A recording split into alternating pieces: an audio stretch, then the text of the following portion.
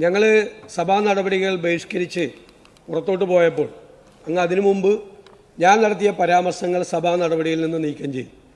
ഞങ്ങൾ പുറത്തേക്ക് പോയതിനു ശേഷം ബഹുമാനപ്പെട്ട മുഖ്യമന്ത്രി, ബഹുമാനപ്പെട്ട പാർലമെൻ്ററി കാര്യമന്ത്രി എനിക്കെതിരായിട്ടുള്ള വ്യക്തിപരമായ പരാമർശങ്ങൾ നടത്തി. ബഹുമാനപ്പെട്ട മുഖ്യമന്ത്രി പറഞ്ഞത് ഞാൻ നിലവാരമില്ലാത്തവനായി എന്നാണ്. സാർ, അങ്ങ് എന്നെക്കുറിച്ച് നല്ല ഒരു വാക്കാണ് പറഞ്ഞിരുന്നെങ്കിൽ ഞാൻ വിഷമിച്ചു പോയത്. സാർ, ഞാൻ ഭയങ്കര വിശ്വാസിയാണ്. എല്ലാ ദിവസവും പ്രാർത്ഥിക്കുന്ന ഒരാളാണ്. എല്ലാ ദിവസവും പ്രാർത്ഥിക്കുമ്പോൾ ഞാൻ പ്രാർത്ഥിക്കുന്ന ഒരു കാര്യം, അങ്ങയെ പോലെ ഒരു അഴിമതിക്കാരനാകരുതെന്നും അതുകൊണ്ട് എന്റെ നിലവാരം ഇളക്കാൻ അങ്ങ് വരണ്ട. എന്റെ നിലവാരം ഇളക്കാൻ അങ്ങ് വരണ്ട. പിന്നെ പാർലമെന്ററി കാര്യമന്ത്രി നിങ്ങള് ബഹുമാനപ്പെട്ട അംഗങ്ങൾ സഭക്കകത്ത് ഇത്തരം പരാമർശം നടത്തുന്ന രീതി ശരിയല്ല. ബഹുമാനപ്പെട്ട പ്രതിപക്ഷ നേതാവ് ചെയറിനെതിരായിട്ടാണ് അധിക്ഷേപം ഉരിഞ്ഞത്. ചെയറിനെതിരായിട്ടാണ് അങ്ങേയറ്റം നിലവാരമില്ലാത്ത വാക്കുകൾ പ്രയോഗിച്ചത്. അതിന്റെ ഭാഗമായാണ് പാർലമെന്ററി കാര്യം മന്ത്രിയും ബഹുമാനപ്പെട്ട മുഖ്യമന്ത്രി പ്രതികരിച്ചത്. അത് സഭാരേഖ നീക്കിയിട്ടുണ്ട്. എന്ത് നിലവാരമില്ലാത്ത വാക്ക് ഞാൻ പറഞ്ഞത്? നിങ്ങൾ എന്തൊക്കെയാണ് ഒന്നോർത്ത് നോക്കൂ എന്നാണ് പറഞ്ഞത്. ഒന്ന്, ബഹുമാനപ്പെട്ട പ്രതിപക്ഷ നേതാവ് നടത്തിയ ഒരു മിനിറ്റ് ഞാൻ പറയാം. ബഹുമാനപ്പെട്ട LOP ഒരു മിനിറ്റ് പറയാം. അതെ, ഞാൻ പറഞ്ഞതിനെ സംസാരിച്ചോ? മൈക്ക് കൊടുത്തിട്ടില്ല അവിടെ മൈക്ക് കൊടുത്തിട്ടില്ല. ഞാനല്ലേ സംസാരിക്കുന്നത്, അവിടെ മൈക്ക് കൊടുത്തിട്ടില്ല.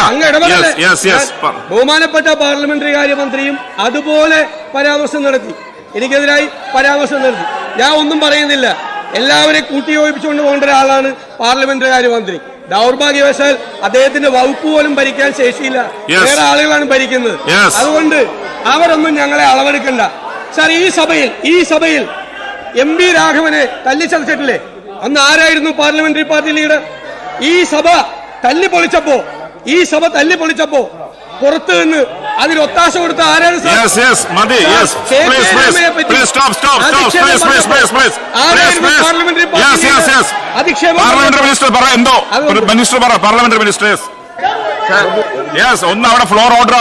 ആദ്യ ഭാഗത്തോട് ഞാൻ പൂർണ്ണമായി യോജിക്കുകയാണ്. കാരണം ഈ സഭയുടെ അന്തസ്സ് പാലിച്ചു പോവുക എന്നുള്ളത് രണ്ട് ഭാഗവും ശ്രദ്ധിക്കേണ്ട ഒരു കാര്യം തന്നെയാണ്. സർ, അതിൽ ഞാൻ പറയാനിടയായത് സഭയുടെ ബഹുമാനപ്പെട്ട സ്പീക്കർക്കെതിരെ എന്ത് പറയാം എന്ത് പറഞ്ഞുകൂടാ എന്നതിനെക്കുറിച്ച് നല്ല ധാരണ സഭയിൽ അംഗങ്ങളായിട്ടുള്ള എല്ലാവർക്കുമുണ്ട്. അതില്ലാത്ത ഒരാളല്ല ബഹുമാനപ്പെട്ട പ്രതിപക്ഷ നേതാവ്. പക്ഷേ അദ്ദേഹം തീർത്തും നിലവാരമില്ലാത്ത രീതിയിലാണ് അങ്ങക്കെതിരെയുള്ള അധിക്ഷേപ വാക്കുകൾ ചൊരിഞ്ഞത്. ആ നിലവാരമില്ലാത്ത നില അദ്ദേഹം സ്വീകരിക്കുന്നത് ഈ ഒരു ഘട്ടത്തിൽ മാത്രമായിരുന്നില്ല. നേരത്തെ പല ഘട്ടങ്ങളിലും അദ്ദേഹം അത് സ്വീകരിക്കുന്നുണ്ടായിരുന്നു. ഞങ്ങളാരും അതങ്ങനെ പറഞ്ഞില്ല എന്ന് മാത്രം. പക്ഷേ എല്ലാ പരിധിയും ലംഘിച്ചുകൊണ്ട് അങ്ങക്കെതിരെ കടുത്ത അധിക്ഷേപ വാക്കുകൾ ചൊരിഞ്ഞപ്പോൾ അദ്ദേഹത്തിൻ്റെ നിലവാരമില്ലായ്മയെക്കുറിച്ച് പറയേണ്ടി വന്നു. സർ, ആ നിലവാരമില്ലായ്മ അദ്ദേഹം ഇപ്പോൾ വന്നതിന് ശേഷവും ഇവിടെ വെളിവാക്കുകയാണ് ചെയ്തത്. സർ, അദ്ദേഹം എല്ലാ ദിവസവും പ്രാർത്ഥിക്കുന്നുണ്ടെങ്കിൽ നല്ലത് തന്നെ. ആ പ്രാർത്ഥന എന്താകാനാണ്? എന്താണ് അദ്ദേഹം ഇപ്പോൾ വെളിപ്പെടുത്തിയത്? ഇവിടെ അഴിമതിക്കാരനാകരുതേ എന്നാണ് പോലും അദ്ദേഹത്തിൻ്റെ പ്രാർത്ഥന.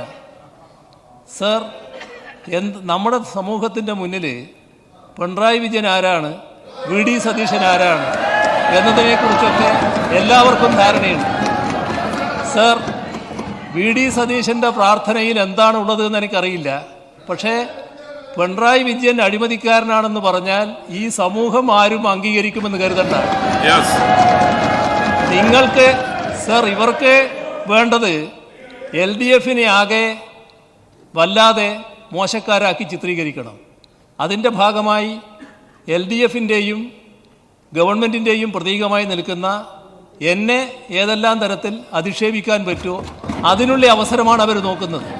സർ, എത്ര കാലമായി തുടങ്ങിയിട്ട് ഈ സമൂഹം അംഗീകരിച്ചോ? ഈ സമൂഹത്തിന് ഏതെങ്കിലും തരത്തിലുള്ള പിന്തുണ അതിനുണ്ടായോ ഇത്തരം കാര്യങ്ങൾക്ക്?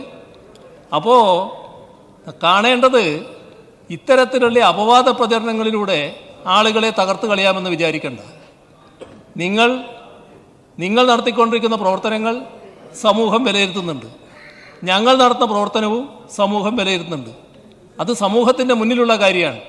ഇവിടെ പരസ്പരം അധിക്ഷേപ വാക്കുകൾ ചൊരിഞ്ഞുകൊണ്ട് തീർക്കേണ്ട ഒരു കാര്യമല്ല. അഴിമതിയുടെ പര്യായങ്ങളായി എങ്ങനെയൊക്കെ മാറുന്നുവെന്ന കഥകളിലേക്കൊന്നും ഞാനിപ്പോൾ കടക്കുന്നില്ല. അതിനൊന്നുള്ളൊരു അവസരമായിട്ട് ഞാനിപ്പോൾ ഇതിനെ മാറ്റുന്നില്ല. പക്ഷേ സമൂഹം എല്ലാം കാണുന്നുണ്ട് എന്ന് മനസ്സിലായിക്കൊള്ളു.